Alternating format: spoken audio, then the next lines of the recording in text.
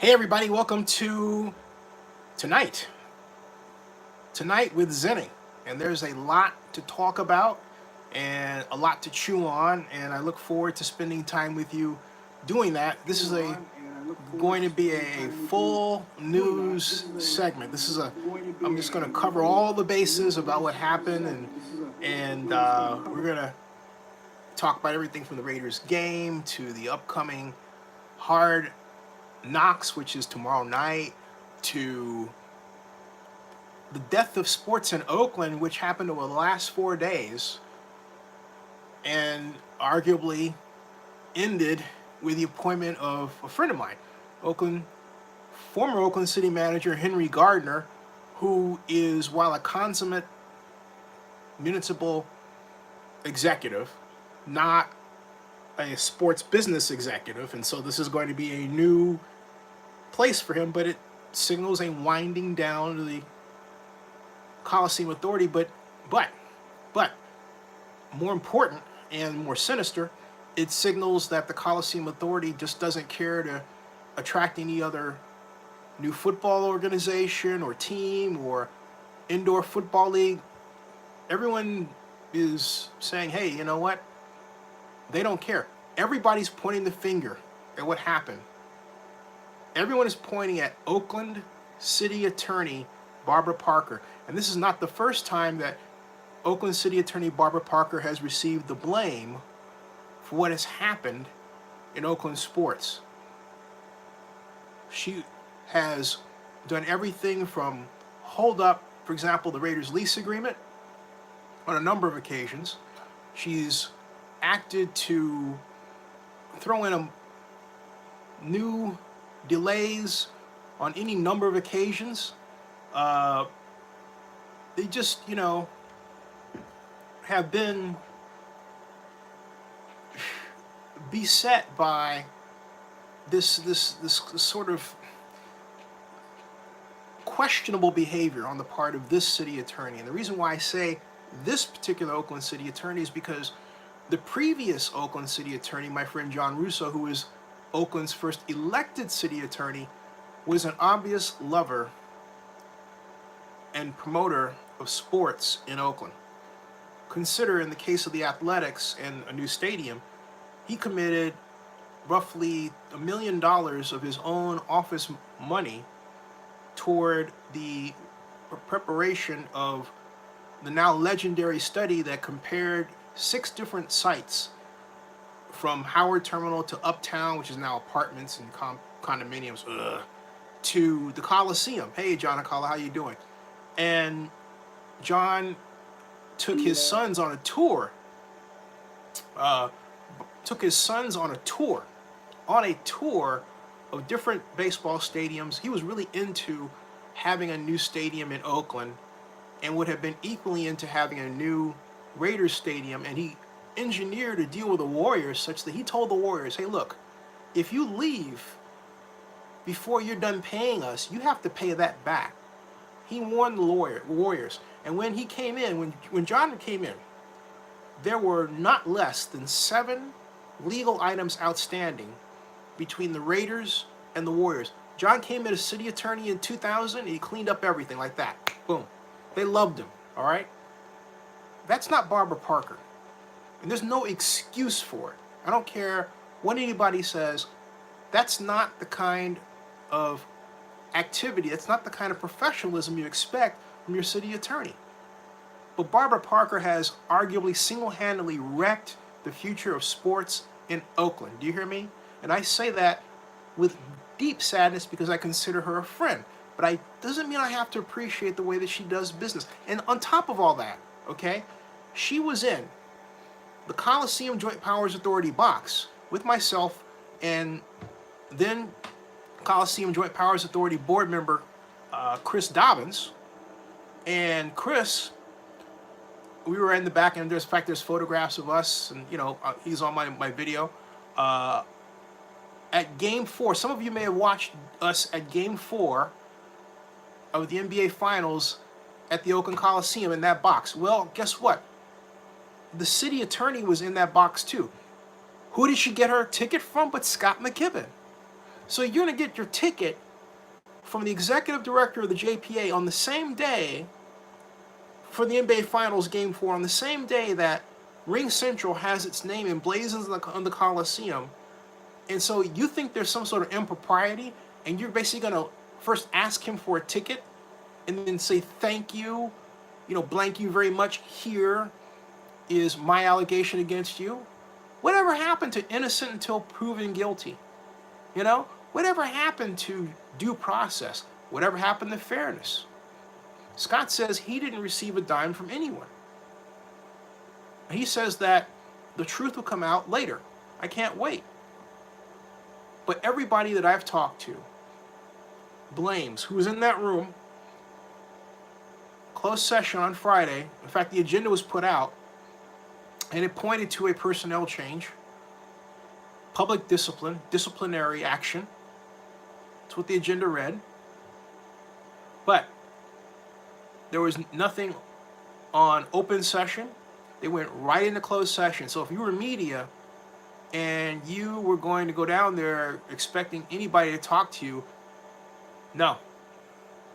It would have been empty room, because they would have been behind closed doors, and hey, maybe you could have walked in there, but I doubt it. Okay. It's kind of hard to find. But the point of the matter is, everyone's upset with the city attorney's office, particularly on the Oakland side. And they said the county, and that includes Nate Miley, didn't do anything. I'm not going to speak for the other member of the county because I know that he doesn't like the decision.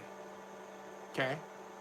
Now, the other member of the county, Scott Haggerty, I haven't talked to Scott in a while.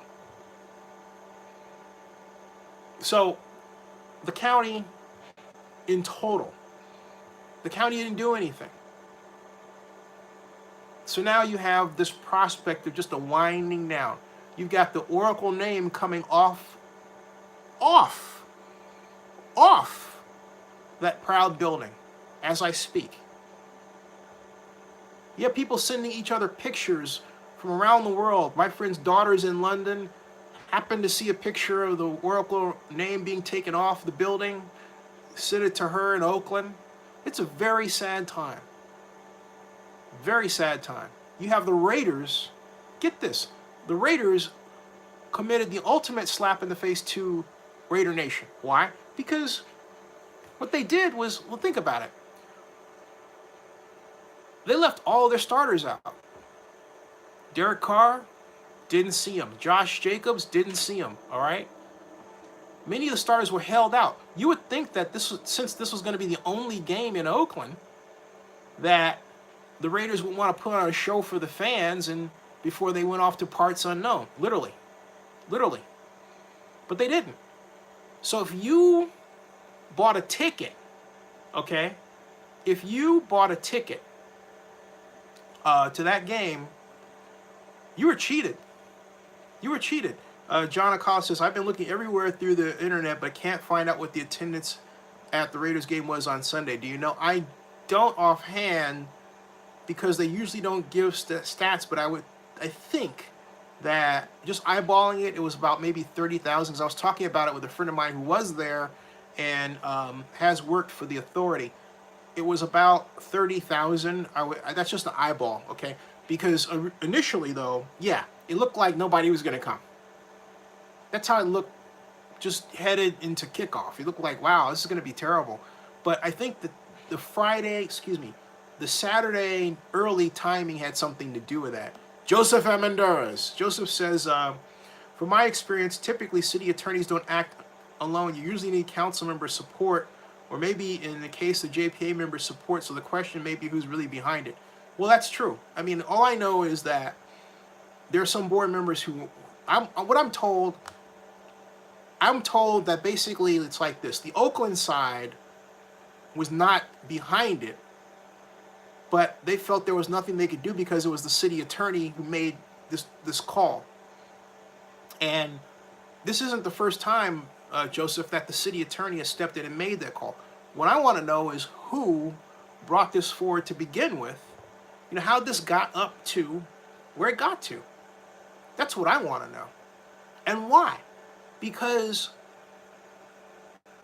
I have been in a position, I've written about this. In fact, if you haven't seen it, I really ask that you do look at what I wrote about this situation at Oakland News Now to get a real picture of how the city of Oakland, if you want to say it doesn't work well, okay?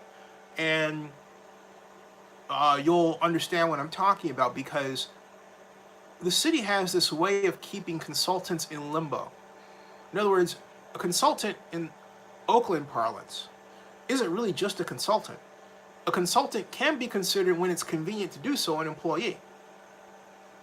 Therein lay why Scott was all of a sudden considered an employee, when if you take a look at his contract, it reads that it's an independent contractor relationship, and it refers to him as a consultant. That's what it says. It refers to him as a consultant. Okay? Now, the only way that the city or the JPA or the city and the county could argue that Scott's not that is if they actually take, if he is going on what's called the Public Employee Retirement System. If he goes on PERS. If he's on PERS, then they can make an argument, hey, he's an employee. All right, they can make that argument. It would still beg the question why they refer to him as independent contractor. But why, how is it that I know about the situation I'm talking to you about? Because it happened to me, okay? Not in the way that it happened to Scott, but what happened was that Barbara Parker, same person who's now our Oakland City attorney, all right? Barbara Parker, and Oakland City Attorney Jane Williams made an issue over how I was being treated by the city of Oakland, and in transitioning from Jerry Brown, from Elihu Harris to Jerry Brown, where I was supposed to be a consultant. But Jane's argument was, well, you know, you're supposed to have an office outside. You can't have an office in here. And it wasn't my decision, you know? So basically, she holds up my pay for 4 weeks over an issue that was not engineered by me. So they finally straightened it out to where I was basically treated as a consultant, but then they still treated me as an employee, okay? It's not a good situation. It's like this, it's kind of like they want to hold the string over you and I call it, and fuck with you a little bit. That's what I call it. That's exactly the word for it, and that's exactly what happened to Scott, and it shouldn't have. Now, for all that, Scott will land on his feet. He's a very brilliant and talented individual who's done a lot for Oakland. By the way, here is the link to my piece that I wrote. It's arrowed here, okay? There it is. I'll get to your comments. Joseph Armendariz says, I wonder if the city is so cheap that they want to utilize him as an employee but title him as a consultant so they don't pay his normal salary. That's what happened to me before. He had asked for $300,000. I'll tell you the whole story behind that, okay? And then John Akala asked, do you think the NFL, actually he took that one down. Okay, I'll stick to this one then. Joseph Armendariz, I'll repeat the question that you wrote. Quote, I wonder if the city is so cheap that they want to utilize him, Scott McKibben, as an employee, but title him as a consultant so they don't pay him his normal salary. It happened to me before. No, this was all special. It was negotiated, okay? What happened was that prior to Scott, Dina McClain was the executive director, and she had been the executive director off and on for the entire history of the Coliseum Joint Powers Authority. The trouble with Dina, from an experience perspective, I mean, she's a nice person, is that Dina is more trained as bond counsel.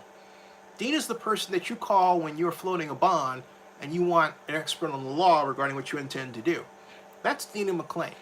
But, and so from the perspective of why she got there, well, one could argue, well, look, she's in a sense overseeing the bond. What bond? The revenue bond that was to be paid for by the PSLs, okay? But what happened was that when Ignacio reconstituted and he was city council president, Ignacio de la Fuente, as president, called for the reconstitution of JPA into what it is to this point today. 2 City of Oakland City Council members, 2 Alameda County Board of Supervisors members, 2 from the business community on the city side, another 2 from the business community on the county side, okay? So 8, right? So, and originally, I should add that the original enabling legislation for the JPA called for 20 members of the business community. They never, ever followed the original design. And the reason it was that they didn't want to have all these business people basically around overruling them. They wanted the politicians to be in control. So basically, the elected officials even get to select the business people that are the 2x2, right? And so they have an extra incentive to, if you will, kind of mind their store, mind their place. And so Black Lion says it's madness. Yeah, it is. How you doing, Black Lion? Now, I'm not quite done here, John. So put that question on ice because and I want to stick to this subject. I can mentally go back and forth, but I don't feel like it right now. Okay. Just bear with me here because there's a lot to digest. All right. And I'm going to do so in fine fashion so we can do this and then come back to it, but move forward. Okay. Thanks.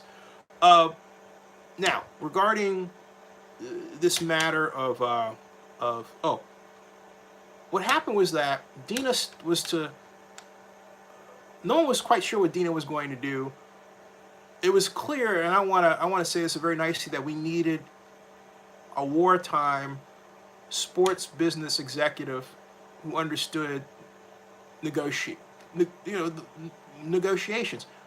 The Raiders were basically getting away with murder in terms of rent negotiations and everything else because Dina was just giving them a low rent. So if you want to know who to thank for the Raiders' rent position before Scott came along and started upping the ante a bit, well, it's Dina McClain. Okay? But what happened was that it was putting the Coliseum Authority in a very huge deficit. And when he took over, there was a lot of mess. As he told me, and I can say this now that he's on the way out the door, he said, Zinni, this thing is really fucked up. And he said it's been fucked up for a long time. Okay? I think I can say that now. I didn't say that before, but I can say that now. I can say that now. And it has. Because of the way it's designed, it's been designed as a plaything of politicians and not really a professional sports organization. Let me take the really out of my name. All you need to do, folks, is look at the arena and ask yourself, and look at it in its current condition, with a name coming down and everything else, and ask yourself, why would any group let 2 buildings that arguably are worth several $billion fall into a state where they look like gigantic high school gymnasiums? Only in Oakland can you have this situation where nobody cares. Elihu Harris told me a long time ago, Zinni, take those brains, because I care about Oakland. I wanted to work for Oakland when I was an intern, when I was going to my second year of grad school, city planning school at Berkeley. I wanted to work for Oakland Economic Development. I wanted to help build the city. Oakland was a majority black city. I wanted to be part of that. I wanted to be part of its development. And very proud of what I did just coming in day one as an intern all the way up to today, okay? I love Oakland. And so, but when you love the city, there are other people who don't love it as much, but who work for it, all right? Who think that you're basically making too much work for them. That's how they act. They do as little as possible just to get by. And I'm not saying that's everybody. There are people in the city of Oakland who work their tail off Like my friend Joseph Tanyos, who ran for Oakland City Council District 4. Very proud man who does great work for the Oakland Public Works Department. Okay? There are a lot of Joseph Tanyos around in Oakland. A ton. Okay? Or Julie Wedge, who works for Oakland Councilman Rebecca Kaplan. Or Rebecca Kaplan. Okay? So I can go on and on. Who I think should be the next mayor. I can go on and on and on. And Rebecca cares about sports, but what bothers me is that Rebecca sort of subordinated some of her energy for sports and just let things happen. So now it's, that's that person's thing or that's that person's thing. She subordinated being a fighter to be president of the Oakland City Council because I know the next step she wants is mayor or some other position. Because, hey, look, we're all getting older. Okay? So, it's just not, the situation is that there have been, I can take you through the JPA executive directors over the last 19 years, okay? There's Ezra Rapport, Dina McClain, Mark Kaufman, and then there was sort of rotation between Ezra, Dina McClain, and Mark Kaufman for about the first, up until about 2004. From 1996 to 2004. 2004 we hired Bonnie. Bonnie lasted for about 2.5 years. She was a sports marketing expert, but she could not deal with the politics, didn't last long. Very nice person. When she first was hired by the JPA, I was there, and we went over to the old Francesco's, which isn't open anymore, the place the Raiders would hang out at, and Mr. Davis, Al Davis, had his own special table, right? And I counseled her for a good 2 hours on how to work with the Oakland politicos that made up the Joint Powers Authority. We took notes, followed everything, okay? I have counseled in some way or advised in some way every single executive director of the Joint Powers Authority all the way up to present day. And that goes all the way back to 1996. And during that time, Elihu asked me to preside, be his eyes and ears with respect to the JPA and the Oakland Football Marketing Association, which is selling Raiders season tickets and personal seat licenses. All right? So I have, about a generation of experience in this thing. Oh, my Lord. At any rate, okay? The situation with Dina was such that we needed a replacement. And so they went on a search, and to make a long story short, Mark Hart, who is to this day still the chief financial officer for the Pittsburgh Steelers, was a front runner. But Mark wanted a compensation package that was looking at $500,000, which is a lot more money than they wanted to cough up. So Scott was number 2. And Scott had helped me way back in 1999 and 2001 on the Super Bowl Oakland bid. And in a meeting that we had, I've told this story before, but I'll say it again. But in a meeting that we had in New York with the commissioner, then Oakland Mayor Jerry Brown, then later again governor, showed up 20 minutes late and left for 40 minutes on the clock. Paul Tagliabue was pissed off. Roger Goodell was sitting right over here. I was at the head of the table. Okay? Jerry came, he sat right over here. Paul sat right over here. All right? I had our great Anthony Holdsworth, a legendary Oakland artist. I hired him to make this painting of what the Coliseum would look like with the temporary third deck, ready for the 2005 Super Bowl. So Jerry walks in and he goes, "Hey, so you think that crazy idea of his will work?" And Jerry was being jocular, but it was kind of like crazy. And because the night before I had negotiated with Jerry this deal where I had a planned $200 million naming rights agreement. Think about that. We were going to name both the stadium and the field. Corporate ABC Stadium at corporate XYZ Field. And if you spent $30 million on our main package, you would have had the ability to put your corporate logo on this kind of, you know how the buses had that advertisement sheathing? The sheathing, so that from the press box looking across and from the broadcast booth looking across, you would have seen that corporate logo. Of course, it would have had to be with NFL approval, otherwise it would have been ambush marketing, but you get the idea, right? No one had ever done that before. Had it figured out, even Mike Lynch, who was the head of global sponsorships for Visa, loved my plan. Loved it. So, Jerry comes up to Paul and says, Paul, what do you think of that plan of his?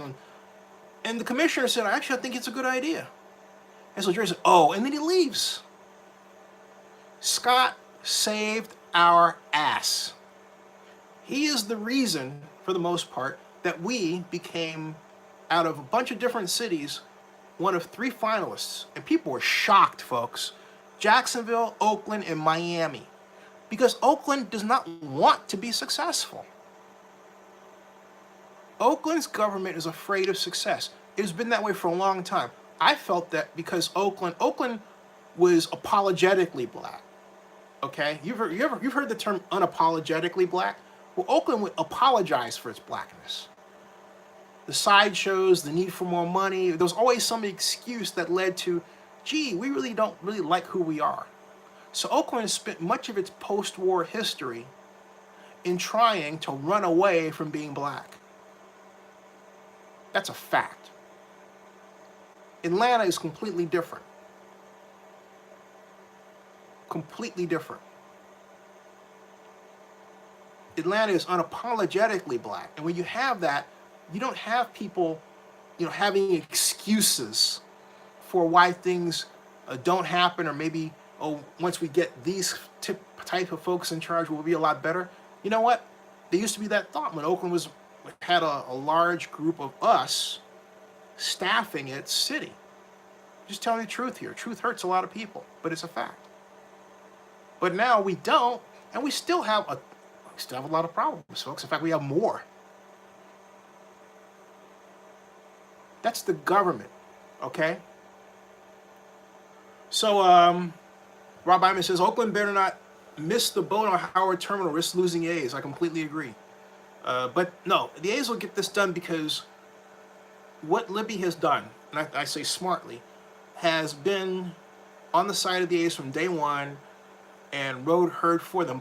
But you have to remember something. The A's there's 2 things going for the A's. A, they wanted to be here. That's the big thing.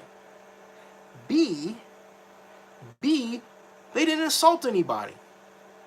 They weren't mean to Libby. Okay?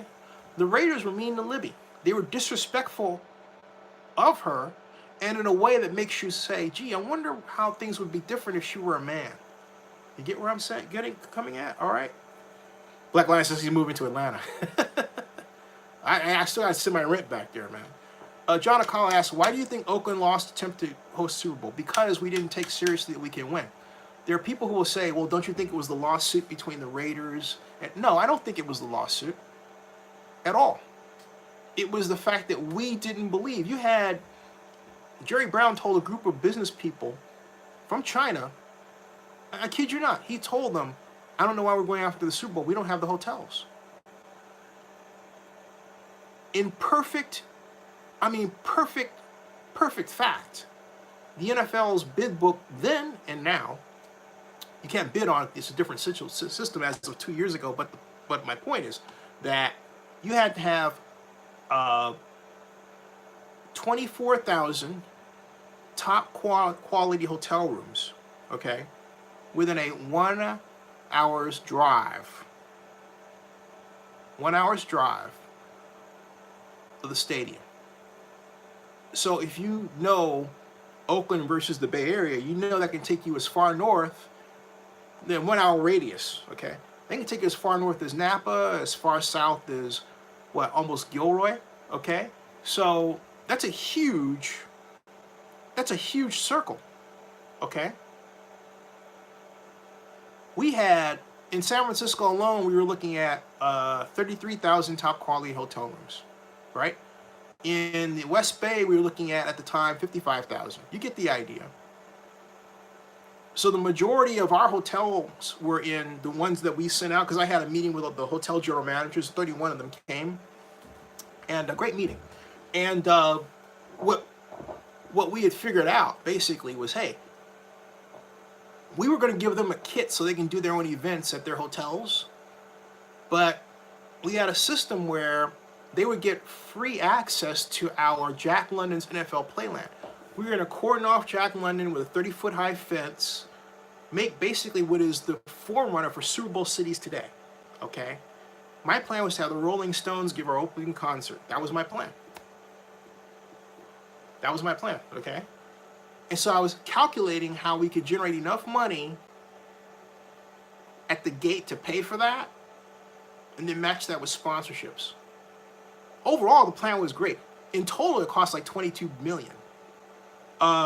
So the reason why we didn't do it is because what happened was that also Robert Bob, our great city manager, became city administrator when we hired when Governor Brown won the election and Measure X changed the city from council manager form of government to city manager form of government. Robert Bob didn't want to take the issue to city council because he feared the council would vote it out. And then District 3 Councilmember Nancy Nadell had some objected to it, but really she objected to it not for reasons that were actually sound per se, I'm just being honest, but because the backstory was that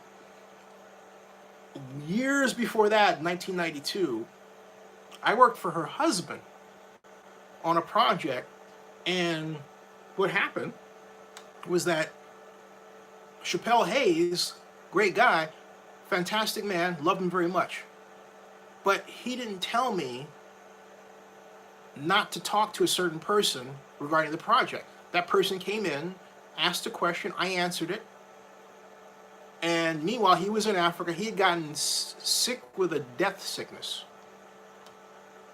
and then came back and on his hospital bed said to her, oh, Zinni undermined my project. I was thinking, how can I undermine his project?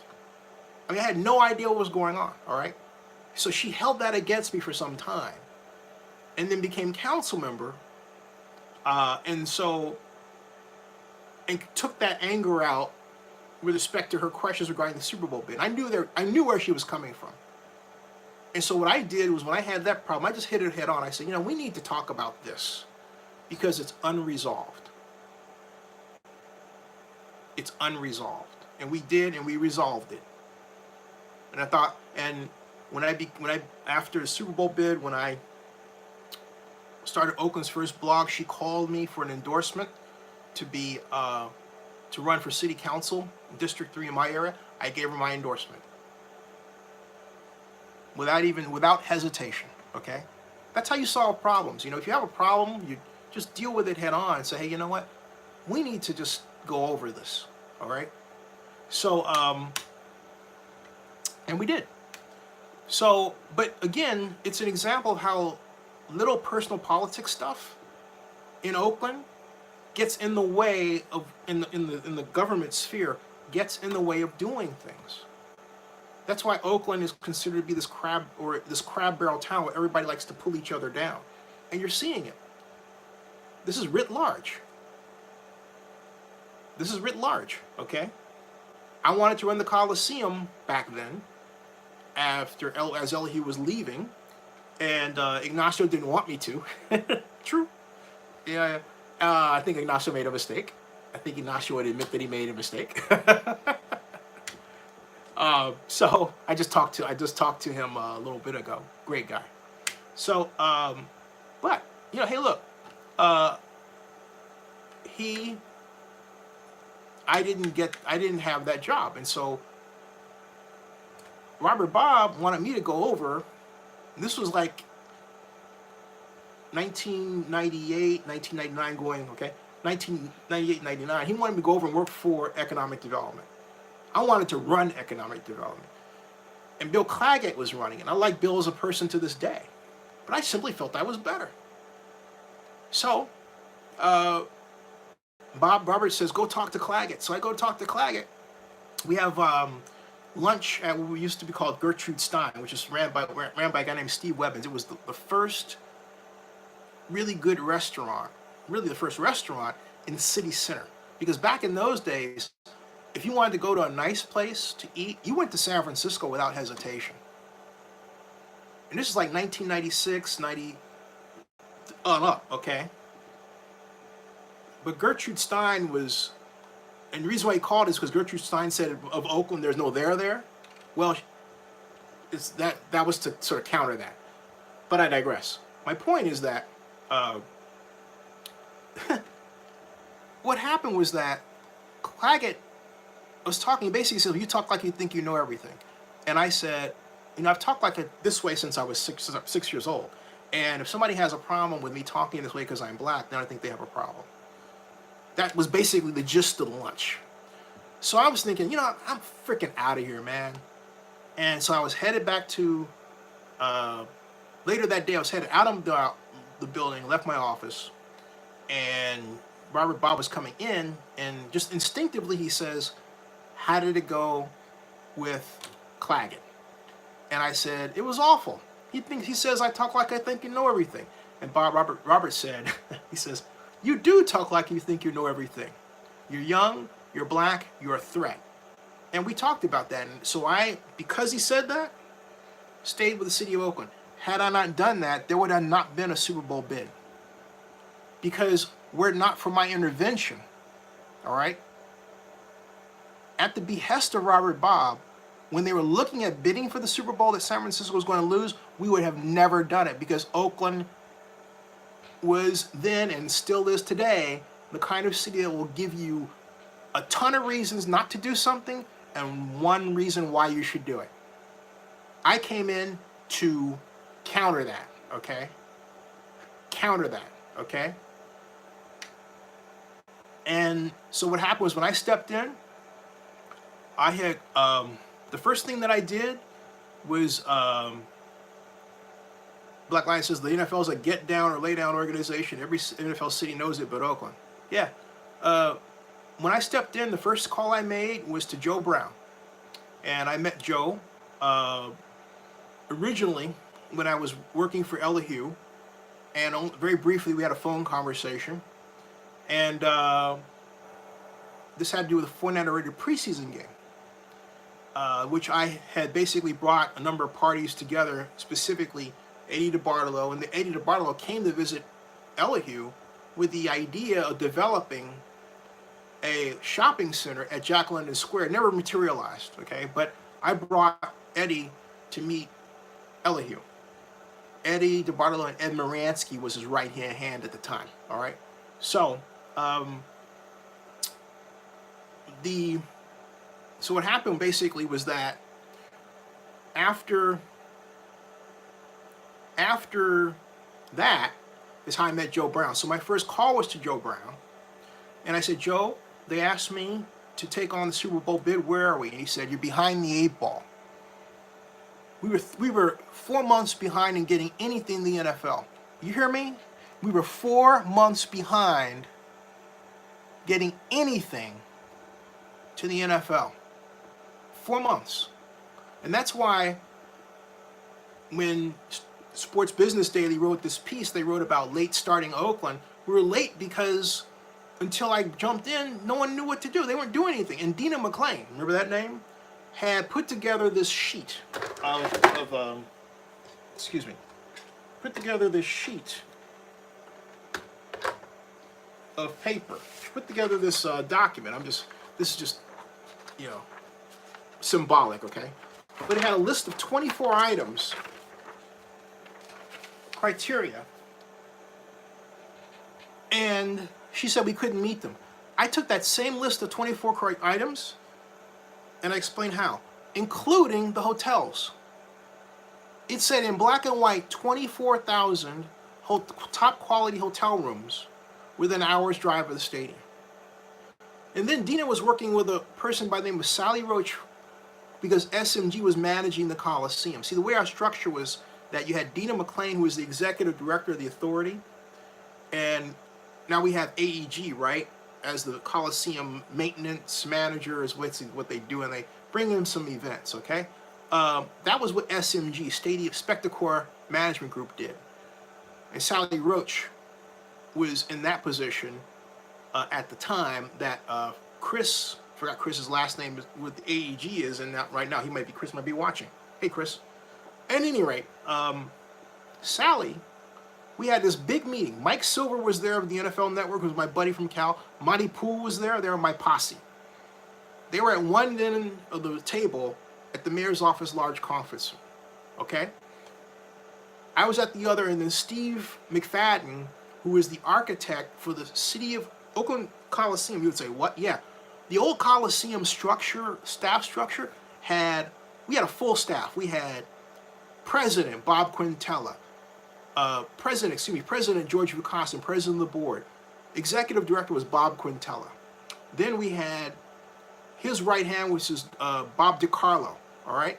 And then they had a staff of another 6. I could walk into Quintella's office. He had this big map of the Coliseum properties, and he could tell me what the plans for those properties were going to be for the next 5 to 10 years. Very impressive, okay? Because they had the money to do the staff. This version didn't give Scott that money. It was just hiring him. So he came in with a handicap, okay? He came in with a handicap.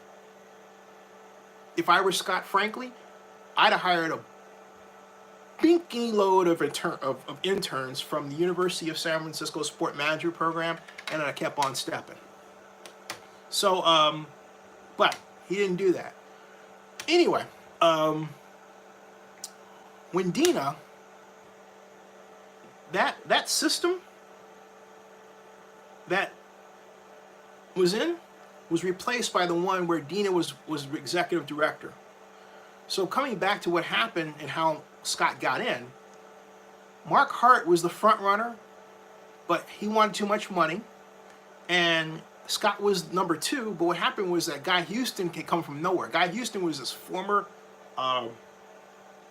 assembly person who endorsed my Super Bowl bid back in 1999.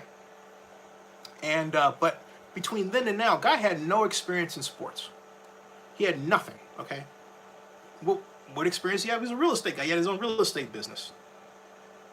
So how come a real estate guy, riddle me this, why is a real estate guy who is a former politician, who knows all these elected officials, going to jump in and then work for the Coliseum and talk and then focus on Coliseum City, which is a gigantic real estate development? Think about it, right? It's like, okay. So I did a little, I felt, because what happened was this. Scott had not gotten a call back, even though he was number 2, for anybody to ask him, hey, do you accept this salary? So what I did was I called Rebecca Kaplan, who was on the board, and I raised holy hell. Because Scott had called me and said he was interested in the job. I said I'd help him get it. And remember, he would say, why? Because of the Super Bowl. Because of his being a friend to me, okay? But again, he saved us during our Super Bowl bid. I don't forget that. I know other people are different. I'm loyal. I don't forget stuff like that. I will stand tall for you. You do well, I will stand tall for you forever. That's a fact. Okay? That's the way I roll. So when Scott said he needed my help, I stepped up to the plate and I helped him. I discovered that Guy Houston had been accused of defrauding an elderly group for $315,000. So I blogged about it, changed everything, and Scott got the job. That's what happened. Okay? And the reason I did is I was sick and tired of the city of Oakland not focusing on winning the prize, getting people who win the prize for them, as opposed to people they're comfortable with. Okay? Oh, I'm comfortable with this person. No. Don't give me somebody you're comfortable with. Give me somebody that you and I know can win the prize for you. Scott ran the Rose Bowl. It doesn't get any better than that. Scott was publisher of the Tribune. Doesn't get any better than that.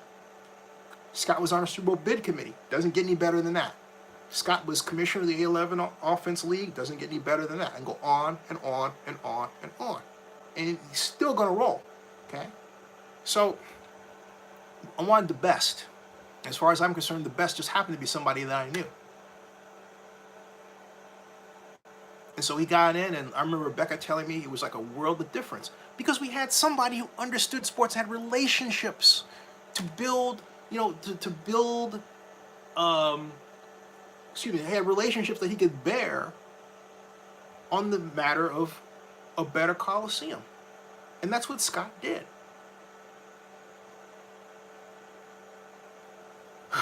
All right, so that's what happened, folks. This whole business regarding this kickback, Scott said he didn't get. But my point is this, and I'll say this again. Had John Russo been our city attorney, John would have figured out a way to straighten all this out behind the scenes. No one would have been the wiser about anything. And if John felt that Scott needed to be compensated in some kind of way, John would have gotten that to him. And John would have written an exemption to the California Fair Political Practices Commission board with respect to their conflict of interest laws. There are 5 different criteria. Scott qualified for the one that basically says, hey, you know what? They didn't call him they didn't have a designated employee. They didn't have the language that actually fit that. So this is some shit that she brought up out of the blue. My point is this. There should have been the equivalent of a trial by a jury. There wasn't. It was more like the Salem witch trials. Okay. So, there you go. And with that, we threw out a person who had great relationship with the Oakland Raiders. Fantastic relationship with Mark Davis and Mark Bourdain. With the A's, with the Warriors. Scott was the glue for the most, arguably, Scott was the glue that held Oakland sports together. It really was. And to see him go is a shame. Okay? It's a shame. So, now as far as, now we can move into talking about Antonio Brown and everything else and all this, but I want you to come away with the real view of Oakland and why these past 4 days have been the saddest in Oakland sports history. Now, some people, like my friend, will say, well, we got the A's, and we do. But it's not, I'm not trying to diss the A's or Dave Cavall. By any means, I think Dave is awesome. All right? But look, I come from a time when Warren Chip Brown owned the Montclarian, and we were always trying to figure out how to beat the Oakland Tribune. And I was a columnist. I had just worked as an intern, but I was asked to do something that I felt was unethical. And so worked one more year and quit. Started my own economic consulting firm. And then Keith Carson, the Alameda County Supervisor to this day, great guy, great man, done a lot of great things for the county, except that sports thing, but whatever. Still love Keith. Don't agree with everything he does, like I love Nate Miley, but I don't agree with everything Nate does, and Nate's probably mad at me, but that's okay. Here's the thing. Because we're all family, right? A dysfunctional family, certainly, but we're all family. The thing about it is that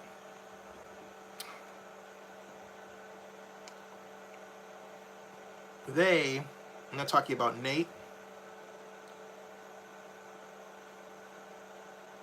and the others. I was going to say one thing, but I'll say this another way. I think Nate, if you're thinking about why Nate stopped fighting and why the A's are just going to be sort of left on their own, is it's not so much we have the city and the county, Because a lot of people have said, we need to have just the city in control of the Coliseum because the two can't get along. To me, that's like saying, hey, you know what? That's an admission that you have adults that can't act like adults. That's why I was really objected to it. Because I remember a time, and again, this goes back to, I come from a time when the city and the county worked like that. That's how we got the Raiders back.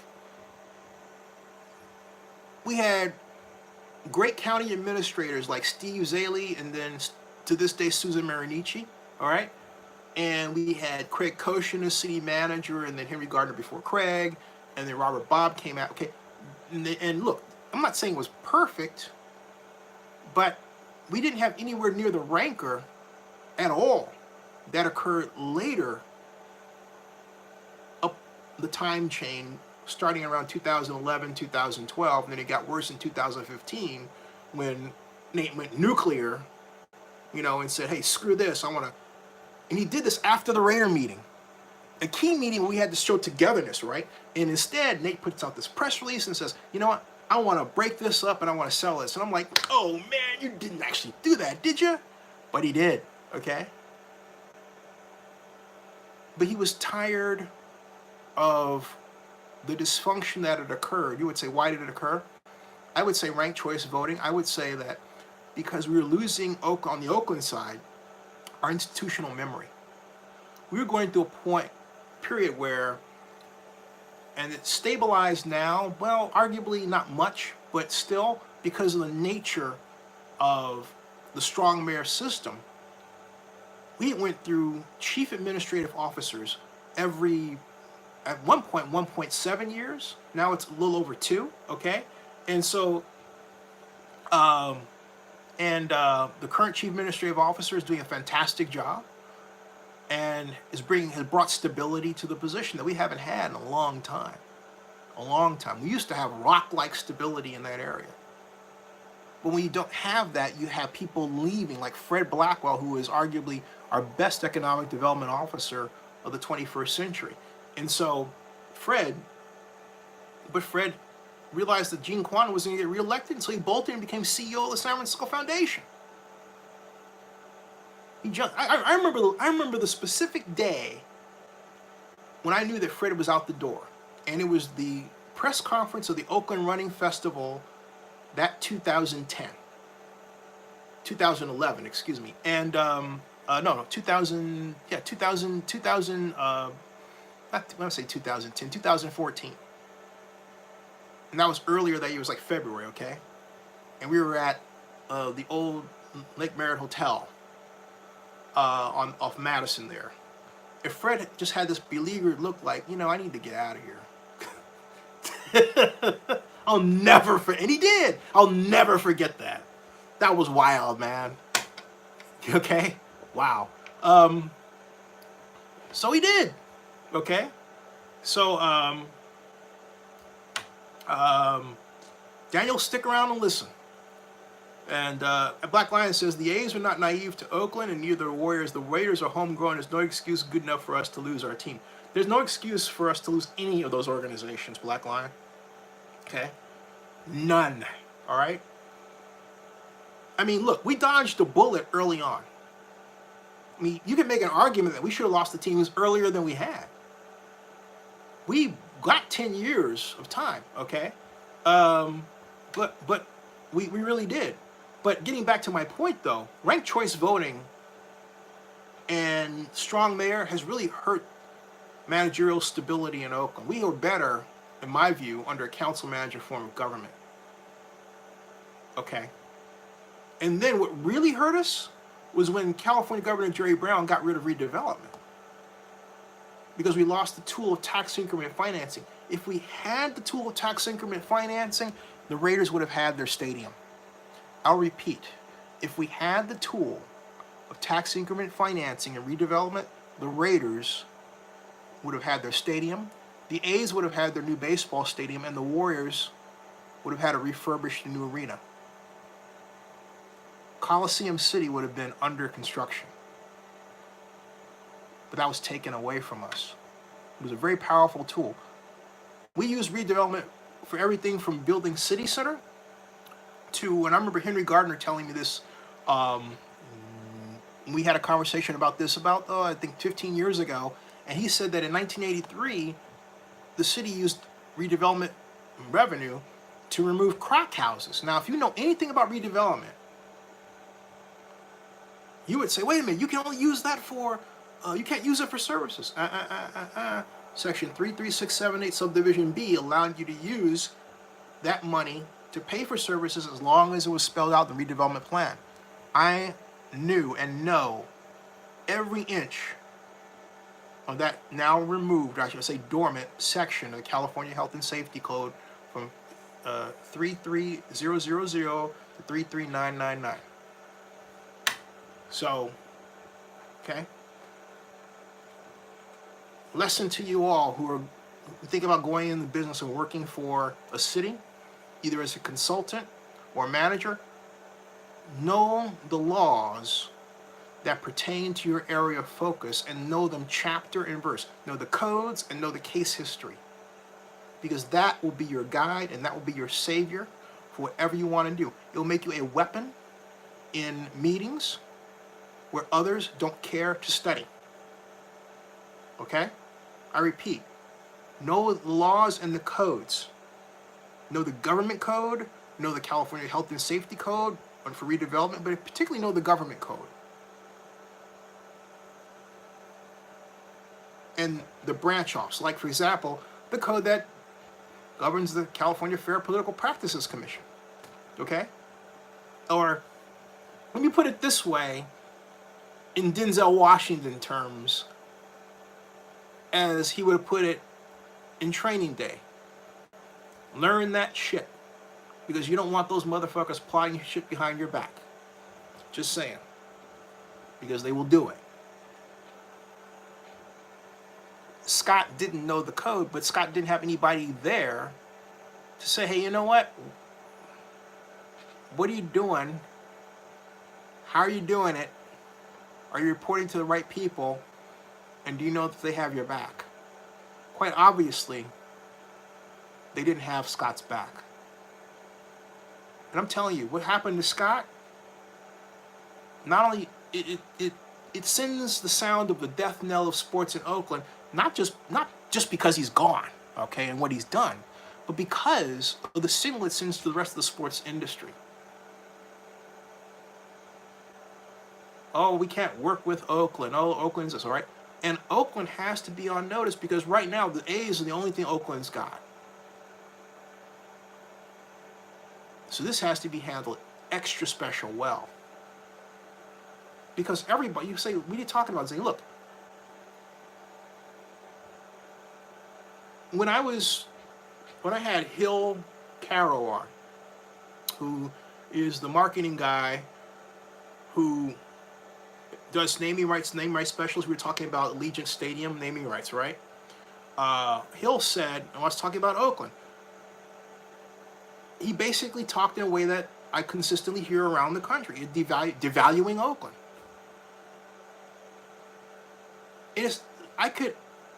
I wanted to make him, it was his platform, I wanted him to talk. But there are things that I disagreed with. For example, Oakland can get a $200 million naming rights agreement. It can get a $400 million one if it sells itself right. On the other hand, Hill felt that San Francisco is more valuable. By contrast, Joe Lacob had said that he could gotten the same deal in Oakland. My point is, the simple fact you've got a guy in the South who thinks that way, you would think, well, gee, is it partly because Oakland's considered, diverse and minority and black? Because that'll be, look, I have lived that. I remember when Phil Tagami and I, my buddy, who runs California Capital and Investment Group, all right? Phil was trying to get the United Colors of Benetton into his then new rotunda. And they wrote him a letter that he then brought to me as economic advisor to the mayor of Oakland. And Phil was livid, and I was too, because basically it said in very nice language that Oakland was too black. You hear what I'm saying? That was 1997. So if you hear that a lot, you're on alert. You're on alert, okay? On alert. So,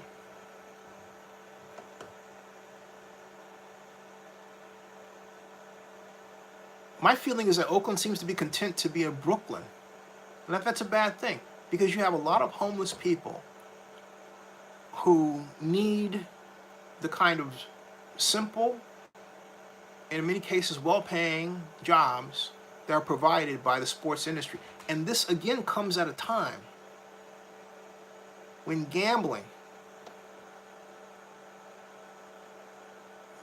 sports gambling is now legal. And the Coliseum has no plan. I mean, we have Cash Creek as a sponsor. Why don't we make a deal with them regarding the stadium and the arena?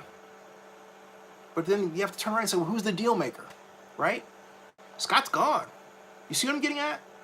So you have these giant facilities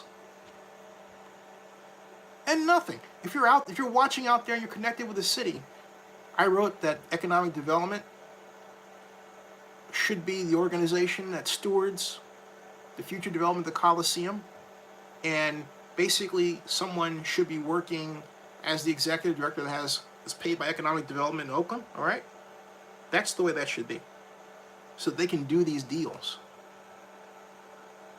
Because for that facility to not be under the wing of economic development Oakland is a crime. It's a complete crime. You hear me? It's a complete crime. You listening out there? It's a complete crime. Straighten it out. Straighten it out. Wright Abbott asks, he says, Muhammad, Raider for life. How you doing, man? Wright Abbott says, in 25 years, when you tell a 28-year-old Oakland used to have the NBA Warriors and the NFL Raiders used to be there, they would have no idea. What a shame. It is a shame. It's a crying shame. Because once again, it's like we had all this stuff and we didn't want it. It was like we didn't deserve these things. Like when I was working on the Super Bowl. Do you realize it took me like 18 straight days going to work, convincing this construction worker who was always joke. He started out as a joke with him. It was never a joke with me. Oh, he's working on the Super Bowl. You're not going to get the Super Bowl. This is a guy paid by the city of Oakland, a taxpayer, money taker, telling me that I'm not going to bring the Super Bowl to Oakland. Every single freaking day I'm going to work. So after the fourth day, I had it. And I said, and I kept repeating it. Then one day, I got super mad. And I yelled and I said, look, we're going to Super Bowl. Stop. Repeat after me. And I said, come on, we're going to repeat it. Sing it out. I said, sing it out there, man. Super Bowl Oakland. Let me hear you. Top of your lungs. Then I got him. That's the kind of energy a Super Bowl bidder had to bring in the Oakland context, because Oakland doesn't believe in what it can do. It's chronic. It's the crab barrel thing. So many people pulling each other down that what you get, the end result is no one thinks they can do anything because there's nobody else that's really encouraging them. That's bad stuff. Okay? And that is Oakland. And it's shameful. So why we don't have a lot of things in Oakland. Or we have them, we don't sustain them.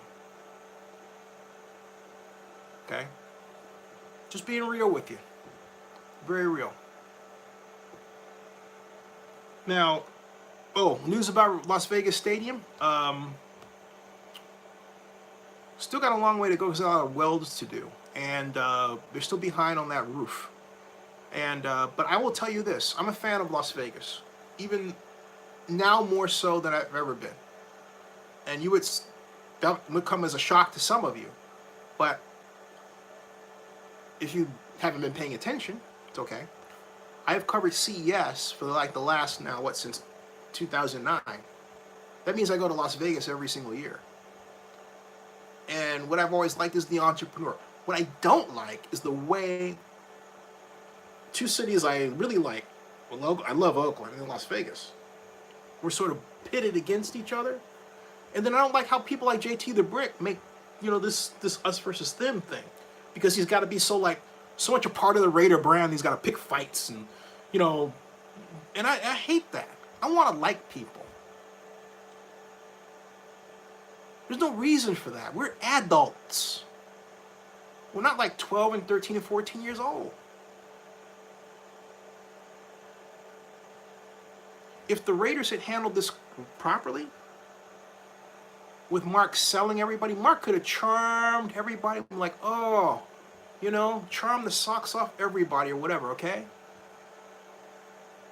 But instead he's like picking fights. Why?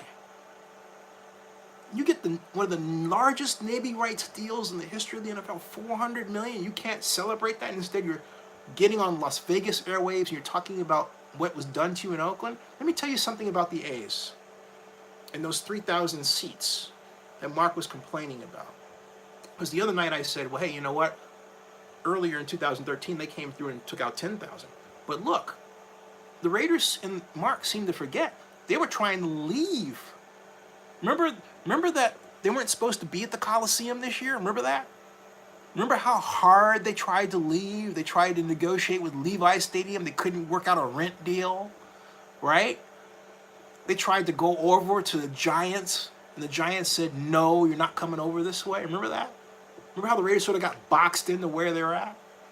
By the time that happened, okay, before that happened, you had Raider brass. I kid you not, moving pictures out of the Coliseum, moving their memorabilia and all this stuff out of the Coliseum. Had the van pulled up, moving stuff out, okay? And all of a sudden it's like, oh my God, we can't go anywhere and our Las Vegas stadium isn't ready. So we have to play there. Yeah, you do. If the Raiders had not been so cavalier in their behavior, if the Raiders collectively had been, remember this old saying, be nice on the way up because you might see them on the way down, right? I'll repeat that. Be nice on the way up because you might see them on the way down. I'll repeat that a third time. Be nice on the way up. In this case, I think you're going to Las Vegas because you might see them on the way down, which is, hey, you're coming back to Oakland, baby. So now they have to eat crow. But what happened in the middle of that was the Raiders spent so much time trying to get out and moving out that the A's in the Coliseum and Scott and everybody else thought, hey, you know what? The Oakland A's want those extra seats? Fine, let them have them. The Raiders aren't going to be here. Oh. So Mark created this. This is another example of Mark creating a situation for himself that doesn't work out. And this is what happened.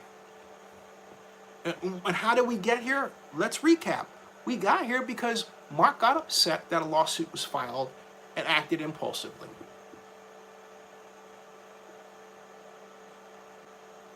If Mark could do a lot less impulsive acting and a lot more handshaking and backslapping and smiling, even if he doesn't mean it, boy, you know what? People would celebrate the success that's coming to him for time on end, okay? Because people want you to be nice to them when you're successful. Did you hear what I said? People want you to be nice to them when you're successful because it makes them feel good. But when you make them feel bad and you're successful, they like you a whole lot less than any other normal person. I mean, a whole lot more, excuse me. They like you a whole lot less than the other normal person. They don't like you at all.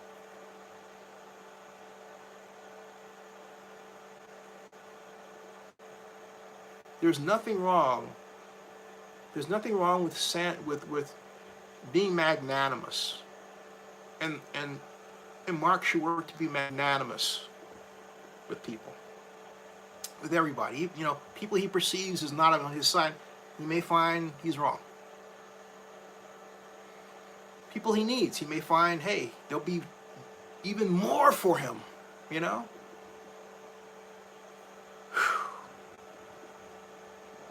Joseph Andrews says, they're not going anywhere next year either. Yeah, you know what? That'll be the thing. They'll keep acting like that. And they'll come back next year And the sad thing is they won't have, it'll be worse because they won't have Scott. That's sad. Rob Ivan says the Niners originally wanted to build a stadium on the parking lot of Candlestick. I know, and I know my friend was over the development of that, and that didn't come out well. Kofi Bonner.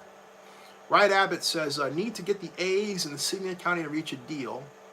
Well, they already have a deal. Meet every day until a deal was reached. Otherwise, years go by with a lot of talk. Then be like MLB's raised. No. This is wrong. Oh, geez, Louise. Look. The A's have an exclusive negotiating agreement, and within that time frame, they have successfully passed not one, not two, not three, but 4 items of legislation through the California legislature that have served as the underpinning for the project. They're progressing along very well. There's no one who's close to this that believes this thing is not going to happen. Okay? No one. So I don't know, Ryan, where you got that idea, but I really ask you to drop it. It's not true. All right, it's 2:02 in the morning, folks. We'll shove off. I've given you a lot of information. And come back tomorrow for more. See you all later. Thanks.